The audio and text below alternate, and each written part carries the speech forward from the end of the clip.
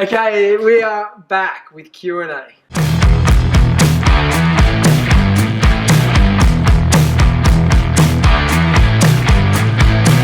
Welcome back to the Power Public YouTube channel. Today we're talking Q&A. Thanks heaps to everybody that wrote in a question.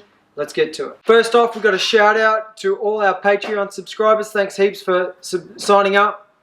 And we do have a question from our Patreon subscriber, Nicholas Pauschel. Okay, Nicholas's question is, are carburetor blow-off pressures the same across all carby and engine types? And is there a good starting point? So the answer for that is most of these new style carburetors, the blow-off pressure is set around 10 psi, up or down 1 or 2 pounds depending on your preference. 12 being high/lean, 8 being low/rich, 10 being in the middle. That's how they come mostly from the manufacturers, around the 10-pound pop-off pressure.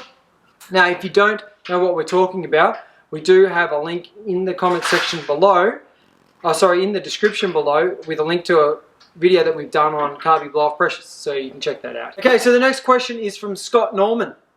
Now, Scott's question is about Intrepid brakes on his Rotax Max, and also too, I guess it's his son's cadet kart. Now, we do have a video on bleeding brakes, and it is in the description below. You can check that link out here. Now, if your system isn't like the Tony Kart system where we bleed it with the gravity-fed system in our brake video, you can bleed the brakes similar to a car where you push the pedal down and put the pressure into the system, and then you crack the bleed nipple, and that pushes the fluid through.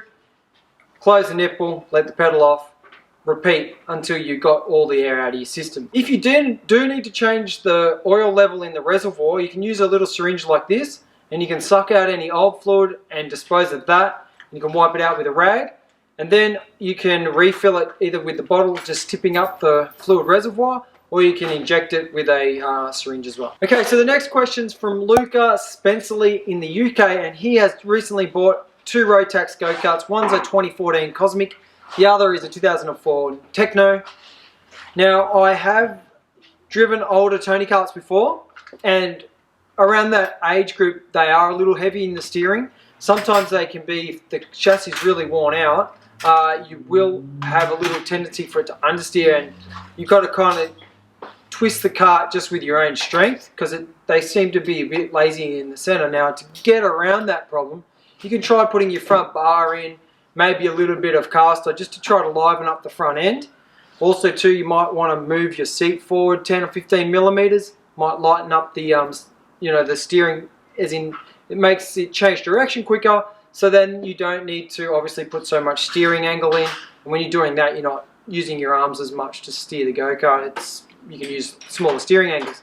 Now, the Techno, he's saying, is not that grippy. Now, being an older style chassis, I'm not too sure. I haven't driven a Techno myself personally. Not knowingly anyway. And what I would say for that is, if it is a little bit lacking in rear grip, you could dial out some of the front, or chuck a softer axle in maybe, take off some of your seat stays, run the rear of the go-kart a little bit softer. That's what I do if I have that problem. And being in England, it's probably reasonably cold. If you're a racing season in your late summer, early autumn, and obviously, I'm not sure if you guys race over there all through the English winter. I know they don't over in Italy as much because it's cold there too. So, yeah, try those things and let us know how it goes. By the way, if you do want to buy a newer chassis, talk to one of the dealers over there, see if you can take one for a demo. If it handles way better and it's perfect for you on the day, yeah, maybe, and budget's not a huge constriction, maybe you can invest in a newer kart. It's always going to be better to have the latest chassis, new tyres, and a well-maintained engine, so that you can cross all those things off the list. The next question comes from Orky Ben. Now, he was asking about Rotax Senior Max Evo jetting, talking clip positions, jet selections, stuff like that. And what I would say for rich and lean conditions, if you're going down the straight and the engine starts to pop at around 12,500 RPM, and you've got to back off the throttle to get the engine to break through all the way to the rev limit at 14,000, that's an indication the engine is too lean, and you need to go up one main jet. Also too, if you're going down the straight and you've got your foot flat on the accelerator and it gets to 12,500 and it starts to hesitate, like it won't go any faster, and backing off doesn't help, okay, your engine's set too rich and you want to go down 1 or 2 jets, 1 or 2 main jet sizes. The other thing too with the clip position is to do with your closed to open throttle transition. So if you're coming out of the slowest hairpin corners and you go from closed throttle to full throttle and the kart seems to hesitate and you have to wait for the engine speed to come up, okay, that's a classic if the engine is set too lean on the clip position, so that you want to bring that clip down on the needle, and that'll richen the engine's tuning up off the corners. The converse of that is also true if you're coming out of the corner and the engine starts to really splutter and you've got to floor the accelerator to get the engine to go. That's a classic of the engine is too rich, especially on the clip position, and you want to bring that needle clip position up on the needle, and that will bring the needle down, and that will make it a bit leaner, and then it'll hopefully cure that problem for you. Okay, Thomas Mercado has asked a question in regards to the Senior Max tuning as well, and that's to do with the float level. Now, we have covered this in the Delorto Carburetor video. You can check that out in the description below as well. Now, the float level is generally if the engine is too lean off the corners and I can't really tune it with the needle position, okay, I need to increase the float level because I haven't got enough fuel in the bowl. So when I get back on the throttle, you know, the engine's leaning out a little bit too much. There's not enough fuel in the bowl with the low airspeed. So you might have to richen up the float level and then readjust your main jetting down the straights, because it might go with the extra fuel in the bolt, it might be a little bit rich in the top end, and you can just come back 1 main jet. So it's a little bit of a combination there. Also too, if it is set too rich on the float level, same thing, you won't be able to tune it out with the needle or the main jet, and you want to lean the jetting out, because off the slow corners, when you put your foot down, the engine's just spluttering, okay? The fuel level is too high, and on low airspeed, it's just flooding a lot of fuel into the airstream, and it's no good for the combustion. So if your jetting's wrong, the way it affects your performance is that like you'll be slower obviously, but they're the sort of warning signs that I look for, whether it's spluttering or it's hesitating.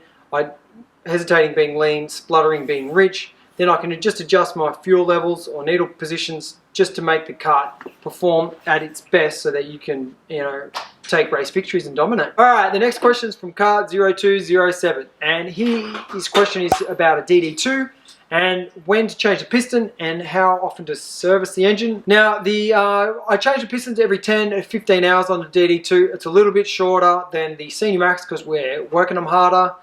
They see high cylinder pressures because they make more power, and we're obviously working the engine through the gearbox substantially, carrying a bit more weight. All those things add to more engine wear.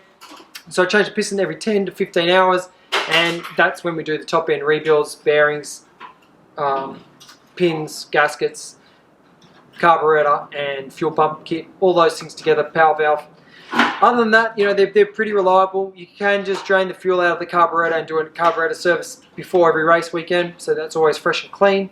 Check your fuel filters every Monday night when you're doing your kart servicing or whatever it is that you do before your race weekend. I like to do my kart servicing on a Monday, so then if I need any parts, I can get them on Tuesday, get them delivered Wednesday, fit them up Thursday, ready for race weekend, day ahead of schedule. Alright, to all our Australian fans out there, the new 10-year anniversary Power Republic t-shirts have hit the store. They just dropped today, so thanks very much Michael Gordon for getting that organised for us. Shout out to Power Sports Trophies. He's a great guy. International customers, please watch this space. They'll be coming in the next couple of weeks. Alright, the next one from Rob34, and he's asking about his Senior Max Go Kart axle bearings and how often he needs to change them. Now what I'd say, Rob, is if you've got an older style kart, grab the axle and try to move it in the bearings, and if the bearings are sloppy, you'll see a tiny bit of axle movement.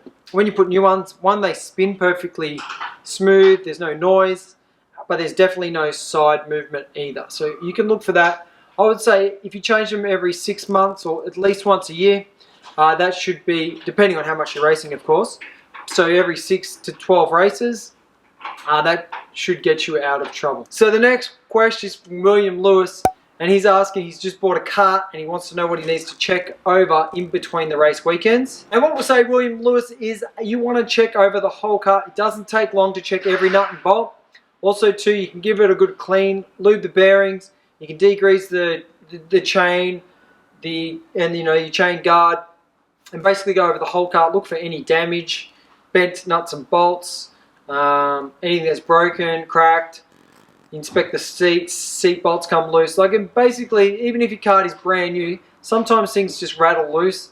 It is a racing machine. You want to go over it as often as you can to make sure nothing goes wrong on race day. Okay, the next question's from Nick Zanardi, and he's asking about the best kart/engine package for a brand new karter who's 22. Now that really depends on what country you come from. Here in Australia, especially southeast Queensland, we race a lot of tag restricted. For the brand new guys, it's a fantastic class. It's great fun. You could buy a brand new Tony kart if you like with a Rotax engine. That's going to give you the least amount of troubles. I really like the Rotax engines, and I'm a Tony kart dealer. But there's plenty of other karts out there. They're all pretty similar. I don't care what anyone says. The drivers make the biggest difference, and you need to practice a lot. So get a kart and go and practice. If you want, talk to one of the dealers. They might give you a demonstration where you can go along and try out a kart. Otherwise, just grab something and get out there and go racing. It's great fun. The next question is from Ollie Sutton, and he's asking about the Rotax Max air filters and what we do to clean them. Okay, Ollie, what I do is obviously we split the airbox, wipe out all the grass and rocks and dirt that accumulate in there. You can use a little bit of degreaser in that.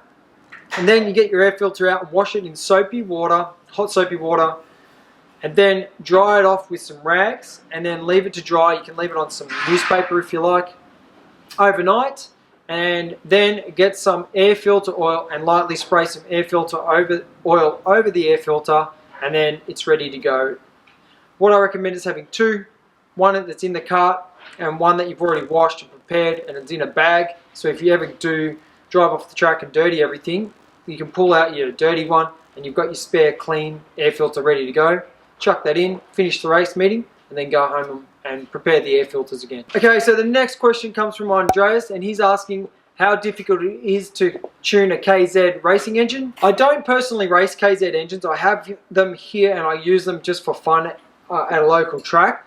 But maybe there's some of our subscribers out there that do, and they could leave some suggestions in the comments section below. The next question comes from Lauren, and she's asking, how do you work out what to change when you're racing and practicing? So what we would suggest here from Power Republic is to start with the standard factory settings, wheel straight ahead, not any great deal of camber or caster, just like a neutral sort of go-kart, and then go out and do a couple of practice sessions on new tyres at a track you're familiar with, and work out whether, when you go into a corner, if it doesn't make the apex, so it understeers, or it turns in really well and you get to the apex easy, and then the rear of the go-kart wants to slide around the corner. Now, you can't fix every corner at a track, so just work on the ones that precede the straights so that you get the biggest time benefit and not the biggest time penalty down the next straightaway. So focus on those corners and then just make small incremental changes as you go. If you are new, try to leave the car alone and you can adjust to it over time, and then slowly but surely you can dial in different setups. The setups won't make you the fastest driver on the planet. It just helps you get the job done on the day, and the speed will come from you, and the more you practice, the faster you'll go, even with a standard factory setup go-kart. The next question is from John McCorkindale, and he's asking about hard and soft seats and when is the best time to use them. Alright, John McCorkindale, when we're talking about hard and soft seats, the few times that I have tried a non-genuine Tony kart seat was a Tillet T11. It didn't transform the go-kart, so I generally just use the standard Tony kart seat or an IMAF seat, size 3 or size 4. They're generally big for me, so I can move my body around a little bit in the seat. Most people don't like that, they like to be quite firm. So seats are quite preferential. I don't actually have a definitive answer of when to use a soft or a hard seat. I just use them as a preference. Okay, the next question is from JH Karting, and he's asking about seat stays. What is the difference between running 1 and 2 seat stays on the brake side? Obviously the difference is the rigidity. If you put 2 seat stays on, it's going to be more rigid on that side. Now what normally happens for me is when I'm running 2 seat stays, the car will slide through fast corners. That's a benefit sometimes, but if it's sliding too much, I take them off slowly but surely, take off one. Then if it still slides, I take off the other one. Now, if the kart's really bogging up and hopping around a lot of the slower corners, even some of the fast corners too, okay, I'm going to start to put the seat stays on to settle the rear of the kart down. I start with one, and then I stick on the second one. So it's just a rigidity thing. The next question comes from JC51, and he's asking about front and rear hubs and the different lengths and what they do. So what I'd say, they obviously change the rigidity of the kart and how they feel. The bigger hubs work on the front and make it really direct. The shorter ones make it quite light and change directions quickly. And on the rear, the bigger hubs give it more drive. So from the apex to the exit, we put the bigger hubs on if it's wheel spinning. If it's really bogging off the corner and dragging the inside wheel, we put the shorter hubs. And that's basically in a nutshell how we tune the karts with the hubs. The next question comes from Flynn T88, and he's asking about the KA100 old carburetor versus the new carburetor. What I'd say to that is definitely 100% buy that new carburetor. It's fantastic. Out with the old, in with the new. Get yourself a new carburetor. The next question comes from our friend Lachlan, and he asked a lot of questions, but this one is about blowing up engines and what is the best excuse. The best one is always blame the engine builder. Nah, actually, I'm not too sure. There's tons of reasons we all blow up engines. Trying too hard, turn the jets the wrong way, change the sprockets and rev the crapper out of the engine. There's all sorts of stuff. But maybe we can throw this out to all the people. Please give us your best excuse for blowing up an engine in the comments section below. Okay, so that's a wrap for this month. There's Q&A. Thanks to everybody that wrote in a question. Don't forget, if you haven't already, hit that subscribe button, turn on the notifications, give us a thumbs up if you like, leave a question in the comment section below, follow us on Instagram at PowerRepublic, or go to our website www.powerrepublic.com.au, grab yourself a new t-shirt, and I'll see you in the next video. Thanks for watching. Alright, it's that time of the month again, Q&A. It just came natural. Everybody loves it. Once a month, Q&A. Welcome back to the Power Republic YouTube channel. We're all having a great old time down here, laughing and joking about the Q&A, because I just can't get the lines right today.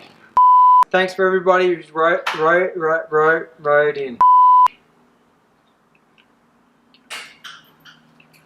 All right, Nicholas' question.